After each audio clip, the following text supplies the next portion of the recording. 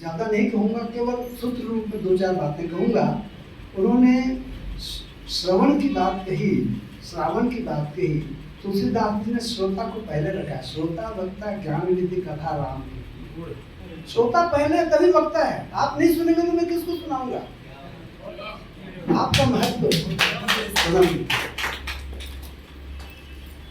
दीनदयाल जी के बारे में मैं कहूँ, प्रेमचंद जी याद आते हैं। अभी डॉक्टर सुधीर ने भी बहुत अच्छी बातें कही। पत्रकारिता का मतलब खबर मात्र छाप देना नहीं है, वहां ये घटना हुई या ये हुई, पत्रकारिता नहीं है। पत्रकारिता साहित्य का एक अंग है। प्रेमचंद कहते थे एक पत्रकार सबसे पहले साहित्यकार होता है। यदि साहित्यकार नहीं तो पत्रकार नहीं है। आज तो क्या हो रहा है, बीए एमए करने के बाद आप सीधे कुछ नहीं मिल रहा, चलो पत्रकारिता, संवाददाता बन गए। संवेदना उसमें नहीं है। साहित्य संवेदना से उपजता है, जैसा कि आपने कहा। वो क्रोचवध एक जो हुआ, आदि कवि कविता का जन्म करुणा से हुआ। मेरी पहली किताब जब डॉक्टर सुधीर ने 60 साल की षष्ठी पूर्ति पर छापी, उसकी भूमिका अचानक मेरे दिमाग में आई और मैंने 2-3 वाक्यों में बात कही, शायद उसी से संबंधित है। जब तक माँ है तब तक ममता है, जब तक ममता है तब तक लोरी है, जब तक लोरी है तब तक कविता है, जब तक कविता है तब तक संवेदना है, और जब तक संवेदना है तब तक मनुष्यता है।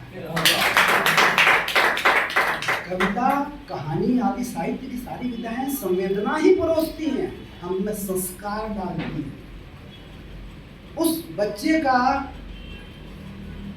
भाग्य या दुर्भाग्य जो कहें, जिसको दादा दादी नाना नानी से किस्से कहानियां सुनने का, माँ से लोरी सुनने का अवसर नहीं मिला, वो बच्चा हमारा।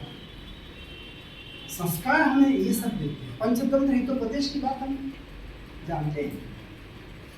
और कला की बात, देशमुख जी, कला का हम आश्रय क्यों लेते हैं? महेश जी बैठे हैं, तो मैं बता रहा हूँ, मैं गौरवान्वित हूँ। उनके रहने से ही मुझे ऊर्जा मिल जाती है। वो बुलवा रहे हैं मुझसे। आचार्य विद्यानिवास जी के चरणों में रहने का सौभाग्य मिला है। मेरे गुरु, उन्होंने एक जगह लिखा, बहुत अच्छा लगा। देखिए, परंपरा ही है। गुरु का बिना नाम लिए मैं अपनी बात अपना बनाकर कोई बात कहूँ तो वो मेरे लिए धृष्टता होगी। जिससे लिया है उसका आभार, उसकी कृतज्ञता। कृतज्ञता का कोई प्रायश्चित नहीं है।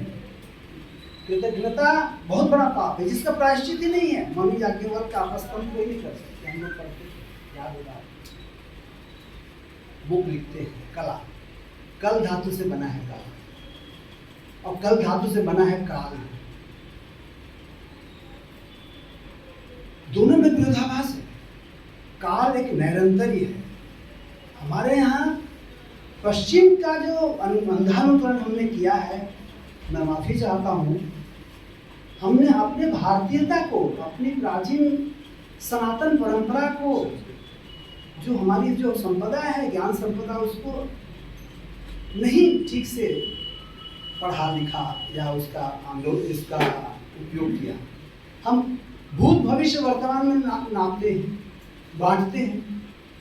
कैसे भूत भविष्य वर्तमान में बांटेंगे समय को? मैं जो बोल रहा हूँ, मैं जो बोल चुका हूँ, भूत में चला गया। जो बोलने वाला हूँ वो भविष्य में, वर्तमान का है। मैं राजीव कॉलेज में था, हिंदी का अध्यापक, तब से हमारी आपकी मुलाकात हुई। खाली समय था, समय है ना 5-10 मिनट का, 5-10 मिनट बोलो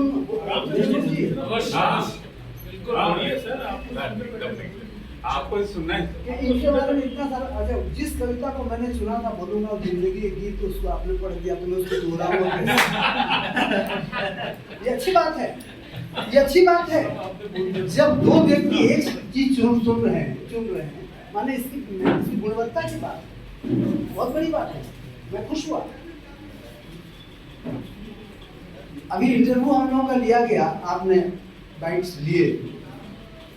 मैंने किताब नहीं पढ़ी थी और मैंने जो बातें कही हैं, सुधीर मेरा शिष्य है, मैं सुधीर बोल रहा हूँ, डॉक्टर सुधीर शर्मा मेरा शिष्य है, मेरा बच्चा है। डॉक्टर महेश ने कह दिया, आस्था है उसमें, अनास्था नहीं है, कुंठा नहीं है। कविताओं में एक जज्बा है आगे बढ़ने का। तो ये एक ही बात जब सब कोई कहते हैं, मैंने उसमें सार है, पक्षपात नहीं। मैं बाद में और भी बातें करूंगा इनके बारे में, अभी थोड़ी सी भूमिका। तो मैं वहां था, खाली समय था भविष्य फल पृथ्वीधराचार्य पंडित राधुराम व्यास, पेपर का निकल गया। नौशाद साहब गौर करेंगे, भविष्य फल, वही मेरा चिंतन शुरू हुआ। एक कविता बन गई, सुनिए। कविता लिखी नहीं जाती, हो जाती है। जो कविता अरे यार टाइम नहीं मिलता, मैं बोलता हूँ या तुम कवि मत हो, बनो, ज़्यादा अच्छा है, क्योंकि उससे समय से कविता नहीं लिखी जाती। या 5 लोगों को बुला लिया, और रे कविता लिखो रे, भूता नहीं है, काम नहीं है। ये अपने आप स्पॉन्टेनियस जिसको बोलते हैं, सहज भाव से उद्रेक होता है। बिना, जैसे आप सांस लेते हैं, आपको भूख लगती है, प्यास, उसके बिना आप नहीं जी सकते, वैसी कविता लिखे बिना आप नहीं जी सकते। कविता सुनिए। भूत और भविष्य के पैरों से चलता वर्तमान, वर्तमान को ढूंढने का प्रयास। भूत भविष्य हमने अपनी सुविधा के लिए बांटा उसको, लेकिन है नहीं वो। भूत और भविष्य के पैरों से चलता वर्तमान कभी ना होकर के कभी समाप्त नहीं होता। वो आता है प्रत्येक सांस के साथ और चला जाता है। उसके बाद गूंजते रहते हैं उसके भविचार, जैसे अर्धरात्रि के सन्नाटे में पहरेदार की सीटी और जागते रहो। तो एक सातत्य है, निरंतरता है। वर्तमान को आप पकड़ लो, बस निरंतरता है, स्थिर नहीं है। और काल जो है निरंतरता है, उसको कैसे पकड़ा जाए, उसको आपको स्थिर होकर पकड़ना पड़ेगा। हर कला रूप काल को बांधने का प्रयास, काल से संवाद करती है कला। और कला के बारे में मुझे जो लगा कि जीवन में, मनुष्य जीवन में किसी की इच्छाएं पूरी नहीं होती है। कला वास्तव में जीवन की अपूर्णता में पूर्णता का अनुष्ठान है।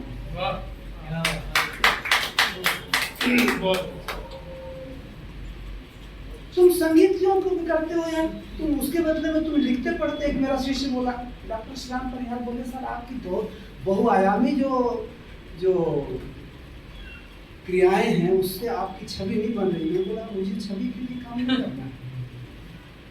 हाँ, छवि नहीं बन रही। बोला जो जिसकी छवि है, असल में लोगों को गलतफहमी क्या रहती है कि मुझे बहुत से लोग जानते हैं। बिल्कुल नहीं, परिभाषित है हमारी छवि। मैं महेश शर्मा जी को जानता हूँ, महेश शर्मा मुझे जानते हैं, नवरंग जी मुझे जानते हैं, आप नहीं जानते मुझे। क्यों? कोई सरोकारी नहीं। महात्मा गांधी सभी जानते हैं क्या? राजीव गांधी जब प्रधानमंत्री थे, बस्तर आने वाले थे, एक बस्तर के व्यक्ति से पूछा गया, कुछ रोड बन रही थी, अपनी भाषा में उन्होंने कहा होगा हल्दिया भद्रिया बोली में, क्या हो रहा है? बोले रोड बन रही, काहे के लिए? राजीव गांधी आएंगे, प्रधानमंत्री आएंगे। अच्छा, क्या हुआ? कौन प्रधानमंत्री? क्या होता है? अरे राजीव गांधी प्रधानमंत्री। अच्छा अच्छा, क्यों आएंगे? यहाँ आएंगे, फिर तुम लोगों के लिए स्कूल खोलेंगे, क्या होगा? पढ़ेंगे। अच्छा, क्या होगा? उससे फिर बढ़िया पढ़ोगे, लिखोगे, आगे बढ़ोगे, नौकरी करोगे, फिर आनंद करोगे। बोले हमको तो ऐसे ही आनंद आ रहा है, हम क्या करेंगे? वो राजीव गांधी को नहीं जानते। गलत फहमी है हमको। दिलीप कुमार जी टाटा बिरला के साथ देखिए, टाटा और बिरला प्लेन में, एरोप्लेन में सफर कर रहे हैं। तो दिलीप कुमार जी को बड़ी गलतफहमी थी, मुझे सब जानते हैं। तो बगल में बैठे थे, दिलीप कुमार जी को एक वो थी कि वो देखें और कहें, उनसे हेलो हाय करें। देखा कि बातचीत नहीं हो रही तो उन्होंने बात छेड़ी। दिलीप कुमार कहीं पढ़ा था मैं, नहीं दिलीप कुमार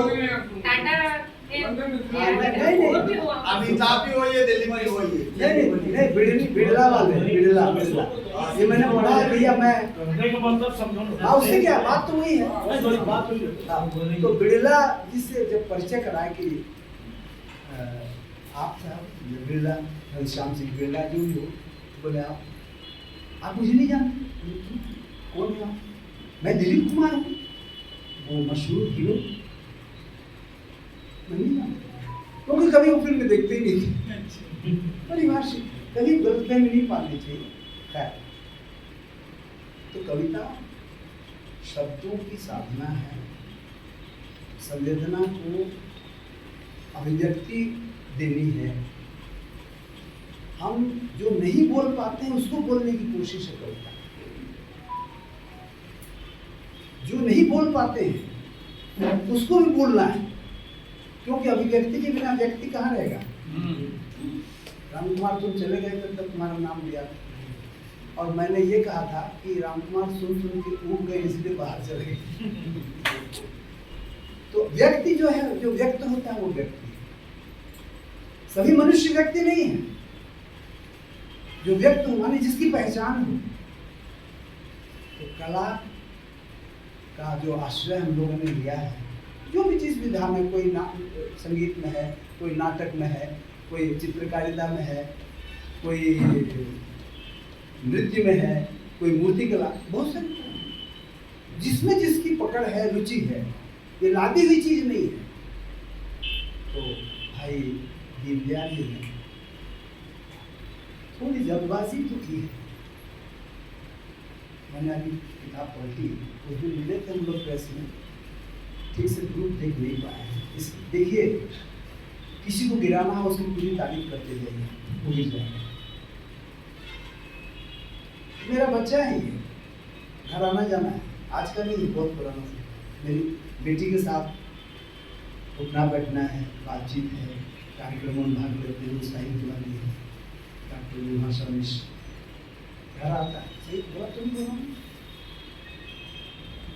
मेरी एक किताब दिल्ली से छपी, व्यक्तित्व निर्माण में भाषा की भूमिका, जो स्कूलों में बांटी गई। हाँ, राजीव गांधी 5000 प्रतियां बांटी गई, डॉक्टर महेश। तो वो जब दिल्ली से छप के आई, डॉक्टर साहब आपको ताज्जुब होगा, इतनी सारी गलतियां थी, मैंने रोक लिया। फ्री में छापी थी किताबें, इसलिए मुझे, अब मान लो पैसे से भी छापता तो मैं उसको निरस्त कर देता। मैंने उसमें संशोधन किया पूरा, फिर सुधीर ने छापा उस किताब को। सबसे ज़्यादा बिकी बुक फेयर में मेरा इंटरव्यू भास्कर ने छापा। मैंने बच्चों को, आज की युवाओं को मद्देनजर में रख के वो किताब छापी, क्योंकि लोग भाषा को गौण मानते हैं, भाषा को दोयम मानते हैं। अरे यार, मैं खाया बोलूं या मैंने खाया बोलूं, क्या फर्क पड़ता है ना।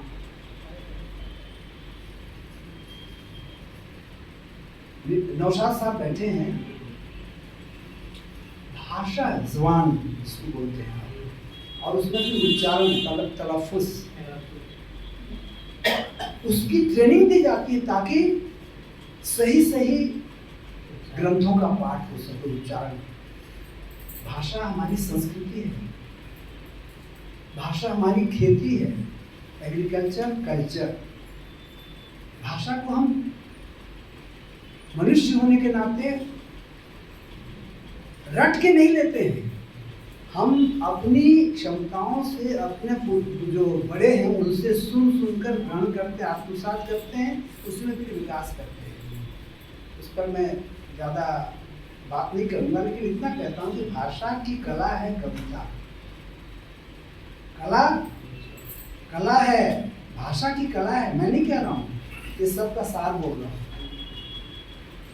सब बड़ी नई बात नहीं बोल रहा हूँ।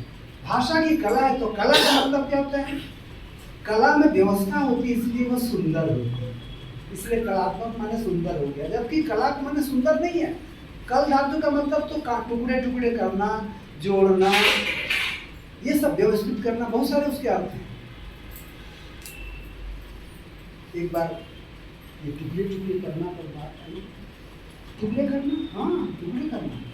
आप गेहूं को सीधे खाते हैं क्या? पहले उसका क्या बनता है? आटा बनता है, फिर उसको भिगोते, फिर गूंथते, फिर उसको तवे पे डालते। कला है, हर जगह कला है। कला के बिना मनुष्य और पशु में क्या अंतर है? पशु प्राकृतिक रूप से जो है उनमें वो सीखने की वो चीज नहीं है, वो प्राकृतिक रूप से जो मिलता है उसी को वो निभाते। लेकिन मनुष्य जो है, आदि मनुष्य से आज सबसे ज्यादा सभ्य मनुष्य बना है, सुसंस्कृत बना है। किससे बना है? उसमें संशोधन, परिवर्तन, संस्कारित होता रहता है। और साहित्य ही संस्कार है। मैं तो साहित्य को भाषा यदि संस्कृति है तो साहित्य संस्कार है, भाषा यदि खेती है तो संस्कार उसकी फसल है, साहित्य उसकी फसल। तो हम इस फसल को आज जो उन्होंने बोई काटी है एक किताब के रूप में, जो उन्होंने जन्मदिन के उपलक्ष्य में बहुत अच्छा ये उद्देश्य लेके चल रहे हैं कि जन्मदिन के साथ साथ एक किताब का भी जन्म हुआ। ठीक है, वो दूसरा एडिशन आएगा, उसको सुधार लीजिएगा। मैं आप मेरी भाषा समझ रहे हैं, क्योंकि मैं नजरअंदाज करके गलतियों को बहुत अच्छी किताब है कह दूं तो मैं अपने साथ अन्याय कर दूंगा, मुझे माफी नहीं मिलेगी, क्योंकि तो मेरा बच्चा है। आप अपने बच्चे की छोटी सी गलती से अनक जाते हैं, डांटते हैं। दूसरे का बच्चा बड़ी से बड़ी गलती करता है, चुप रहते हैं। डॉक्टर महेश शर्मा हमारे यहाँ कहावत है, निजर को लाते हैं पौरन को भाते हैं। अपना बेटा लात से और पर का बेटा भात से। अपने बेटे बच्चों की गलतियां आप नजरअंदाज नहीं करते। तो मैं कविता की जो विषय वस्तु है जिस पर डॉक्टर महेश शर्मा ने कहा बहुत अच्छी है, प्रकृति है, पर्यावरण है, मातृभूमि है, भाई बहन का प्रेम है, अमन चैन का संदेश है, जिंदगी को एक उत्सव बनाने का सबक है। ठीक, बहुत अच्छा है। थोड़ी सी भाषा की जो गलतियां, जो उपरोक्त गलतियां हैं, उनको सुधार लें और दूसरा संस्करण आए, उसका हम स्वागत करते हैं। मुझे बहुत अच्छा अवसर दिया आप सबसे रूबरू होने का। मैं दिल्ली दिल्ली, बनारस और मुंबई, पुणे और देश विदेश की बात नहीं जानता। मैं अपने घर को, चाहे वो दुर्ग, भिलाई, रायपुर, इसको हम ट्विन सिटी कहते हैं, जुड़वा शहर है, इनको अलग नहीं किया जा सकता। यहाँ आप लोगों का जो प्यार मिल रहा है मेरे लिए वो बहुत बड़े राष्ट्रीय आप सबका मैं अभिवादन करता हूँ, बहुत बहुत आभार व्यक्त करता हूँ कि आपने मुझे याद किया। देशमुख जी, दीनदयाल जी, और मैं उनके उज्जवल भविष्य की कामना करता हूँ। दीनदयाल साहू जी के, उनके लेखन में और ऊर्जा है। एक चीज़ और बताऊँ, हमारे हिंदी वालों के साथ एक बहुत बड़ी दिक्कत है, माफ करेंगे, अंतिम हुई। हम लोग लिखते हैं, खुद भी नहीं पढ़ते और दूसरे तो पढ़ना चाहते ही नहीं। हम दूसरों की रचनाओं को भी नहीं पढ़ते। पढ़ने की आदत होनी चाहिए, क्योंकि हम जो जानते हैं, हमने जिस तरीके से दुनिया को देखा है, जिस दृष्टि से, वही दुनिया नहीं है। दुनिया बहुत बड़ी है, हर एक की अपनी अपनी दुनिया है, माफ कीजिएगा, हर एक की अपनी अपनी दुनिया है। दृष्टि जैसी दृष्टि वैसी सृष्टि। तो हमें दूसरों की दृष्टि का भी समादर करना चाहिए, समाहित करना चाहिए, और नकल नहीं है, प्रेरणा लेनी चाहिए। और सीखना जीवन भर चलता रहेगा। मात्र मेरी उम्र 76 वर्ष है और शायद मैं अभी पहले से ज़्यादा सीखने के लिए उत्सुक हूँ। आप सबसे मैं सीखता हूँ, आपने मुझे सीखने का मौका दिया।